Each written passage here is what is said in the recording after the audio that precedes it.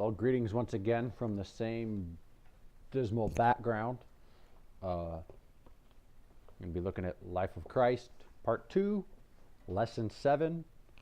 We're going to be in Matthew chapter 5, verses 21 to 30. The main point, Jesus teaches us to live above what's acceptable by culture. He's already done that before, but it's something that, Jesus repeated it a lot and he talked about it a lot. So we're going to keep talking about it because, we're just as dumb as the disciples. And we need reminded. That's why your parents are always telling you to clean your room, because you need reminded to do it. All right. Matthew chapter 5, 21 to 30. We're going to jump right in. You have heard that it was said to those of old, you shall not murder, and whoever murders will be in danger of judgment. But I say to you that whoever is angry with his brother without a cause shall be in danger of the judgment. And whoever says to his brother, Raka, shall be in danger of the council. But whoever says, you fool, shall be in danger of hellfire. Therefore, if you bring your gift to the altar and remember that your brother has something against you, leave your gift there before the altar and go your way first. First be reconciled to your brother, and then come and offer your gift. Agree with your adversary quickly while you are on the way with him, lest your adversary deliver you to the judge, and the judge hands you over to the officer, and you will be thrown into prison. Assuredly, I say to you, you will by no means get out of there till you have paid the last penny. We'll cut it short right there. We'll come back to the next part in a few minutes. So Jesus is installing a new service pack. You turn on your computer sometimes and it's like, we have an update. And sometimes it's a service pack. So Jesus is installing a new service pack and working on phasing out Judaism and bringing in Christianity is basically how we term it today. The way things are changing. A lot of changes are coming. So the law, which is what he's referencing, was like a school teacher until the master got here, and the master is Jesus. So Galatians 3 talks about that, 3:24 and 25. If you were wondering, the law was a schoolmaster until Christ. He wasn't doing away with it. He was the exact fulfillment of the law. So the first description of the Old Testament operating system found in Exodus chapter 20, we call it the 10 Commandments. Here's a big one. You shall not murder. You shall be in judgment of God if you do.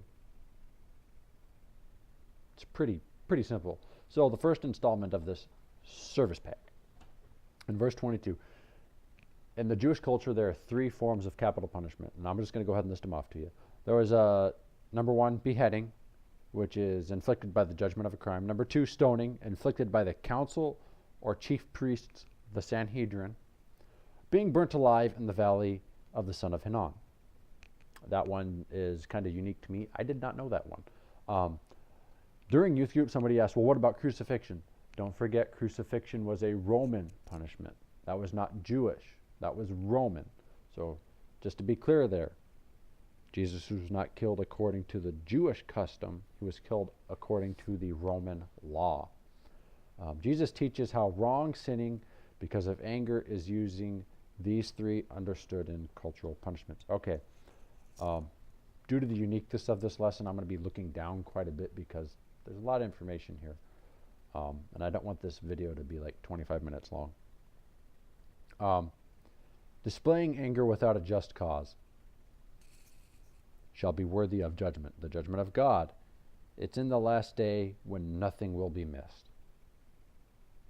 Christ looks at our lives and says, misses nothing. And he's going to point out each one. And he's going to judge you for it. And that could affect your either reward or your lack of reward and your punishment that you're going to get in hell. The second one, saying to your brother, Raka. What in the world is Raka? It's out of anger, and it basically comes to this. You empty-headed fool is basically what it means. The judgment for that is stoning, believe it or not. So you get to be killed. And these aren't little pebbles. These are rocks. I mean, like big rocks. You die. Saying, you fool. Translation, calling somebody a profane person, like you child of hell, telling somebody to go to hell. I used that term a lot when I was teaching this lesson in class, but calling somebody a child of hell, telling somebody to go to hell is basically the same thing.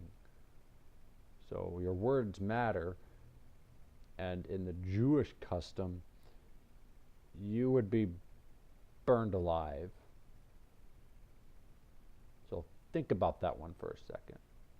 Knowing what hell is and telling somebody to go there, calling somebody a child of hell, the punishment kind of is ironic if you really think about it. So with these three, you've got judgment of God, the stoning, and the being burned alive. Of these three, which one sounds the most terrible just by their punishment? The most severe physically would probably be being burnt alive. The one that is actually probably the most severe is being judged by God. So depending on how you look at it, will determine your answer. Over in 1 John 3:15, it talks about how anybody who is anger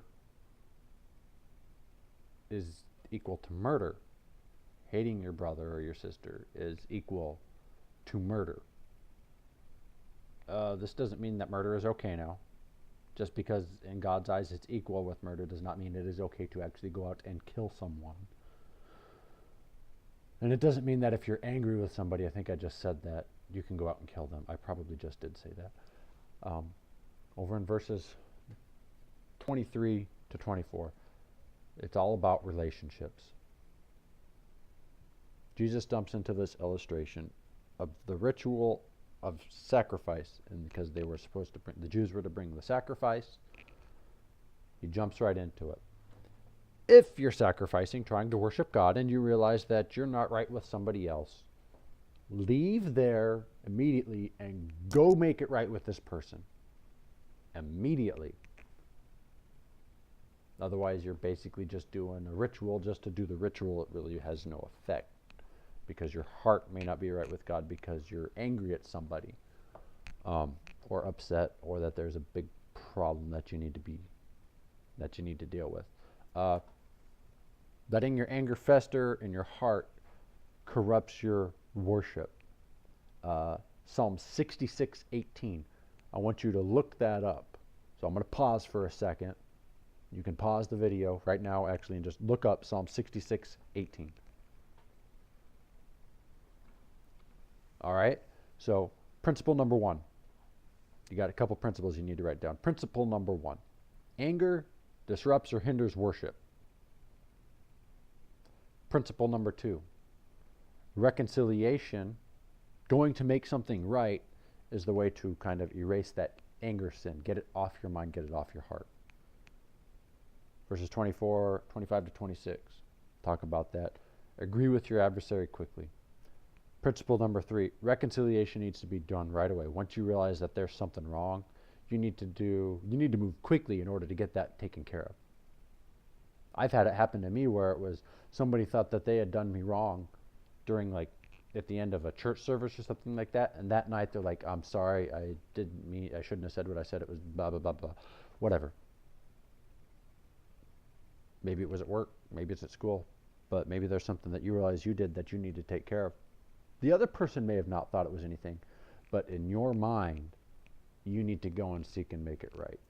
And if that person is kind of a level-headed person, they'll understand, and it's like water under the bridge to them. It's like, dude, I never even knew we had a problem. But for those that know that there's a problem, that's a little bit different, and I'll talk about that once I get done with this last principle. Principle number 4, reconciliation helps us avoid much greater consequences. All right. When I was in high school, when I graduated high school, I went to Frontier School of the Bible. I had a couple of friends in high school who, well, actually just about everybody in high school. I went to a Christian school that was attached to a church, and everybody thought I was running away from God when I left Frontier and moved to Nebraska to just live for a little bit and to think on my own and to just start my own life. They thought I was running from God. And that caused a big strain in our relationship because I loved these guys. They were my friends all through high school, and that hurt. And I tried, and I knew there was issues, and I tried to reconcile with them the best I knew how, because I sincerely believed that I was right, and I can tell you right now that they sincerely believed that they were right. One of us was in the wrong, and neither of us were willing to give ground. And we tried, and it did. It hindered worship on my part. I'm sure that it hindered worship on their part. But trying to reconcile is so important in relationships. Because when you don't try and reconcile a relationship, the relationship is done for. It's gone. It's like it will never have existed. You'll have those memories, but that friendship that was once there is completely gone. Completely gone. Verse 27. We'll finish up here real soon. Moves on. Chapter 5, verse 27. You have heard that it was said to those of old, you shall not commit adultery. It's a good rule to have. It's a good rule to follow. But I say to you that whoever looks at a woman to lust for her has already committed adultery in his heart. Wow. If your right eye causes you to sin, pluck it out and cast it from you, for it is more profitable that one of your members perish than for your whole body to be cast into hell. And if your right hand causes you to sin, cut it off and cast it from you. For it is more profitable for you that one of your members perish than for your whole body to be cast into hell. Am I telling you that if you have a problem looking at guys or girls, to go and gouge out your eyes? I want to see nobody at youth group or church with no eyes. I do not want to see that. I want to say again, I do not want you to cut your eyes out. Though there were, for some people, that's what they did. If you've ever heard of a eunuch, sometimes it was because a king, it's because a king or queen or somebody said, I want to have them around me to do this or that, but I'm not going to deal with all the stuff that goes on. Particularly it was with men, and they would be, castrated. And I've heard stories of men who have actually done that because they had problems. I don't recommend it. So you're going to have to work on that kind of on your own, and I will tell you in a moment how I've dealt with that in the past and how I know a lot of other people have dealt with that in the past. But let's cut through the lesson. Let's cut through the text. But I say to you, whoever looks at a woman and lusts after her has already committed adultery with her in your heart. That is that's a pen right in the heart. That's a pretty bad one. So, yeah, I think just about everybody who'd be watching this would be guilty of that at some point in their life, if not already. Girls are not exempt from this as well, though obviously men are attracted to different things than women. Girls, don't deny this. You have issues with this as well. In youth group, my wife mentioned guys' butts. So you have your things that you like about guys, and guys have their things that they like about girls. And when you let your thoughts just wander out there into no man's land, and you end up with bad thoughts. That's what this is talking about. So there are things that can set it off. For guys, it can be movies. For girls, it can be movies. For girls, it can be those romance novels, and I don't care if they're a Christian romance novel or secular romance novel. Sometimes they can just be like, they can just be really, really bad, and they can really devastate your life because all of a sudden, 10 years down the road, you might be married and you're a girl and you're reading this Christian romance novel and you're like, why can't my husband be like that? And all of a sudden you find yourself not liking your husband and wishing he was more like this dude in this book. So be very, very careful with that. Window shopping is off limits. Just kind of think about it that way when you come in terms to guys and girls. If your eye offends you, pluck it out If your hand offends you, cut it off. It's better for you to take extreme measure than to see yourself completely corrupted by this. Like I said, I don't want to see anybody with no eyes or hands this next week. There's a way to fix it. The principle to learn from this: lust on the inside is just as bad as sexual sin on the outside. The principle, again, is lust on the inside is just as bad as the sexual sin on the outside. This is how I dealt with it, and then we'll stop with this lesson. When I was in college, I had an accountability partner, and we had this little card. It was smaller than a 3x5 card, and once a week we'd get together. Actually, we were best friends, so we could have done this more, but we did it once a week. And we'd pull this card out, and we'd read these questions, and we'd sit there, and I'll try and remember all the questions for you.